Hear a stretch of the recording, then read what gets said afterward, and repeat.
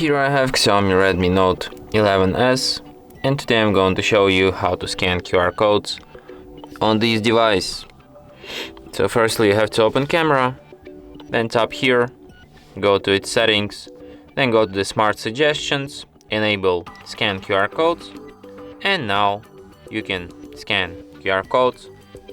For example, let's take this one by just like this. When your camera finds QR code,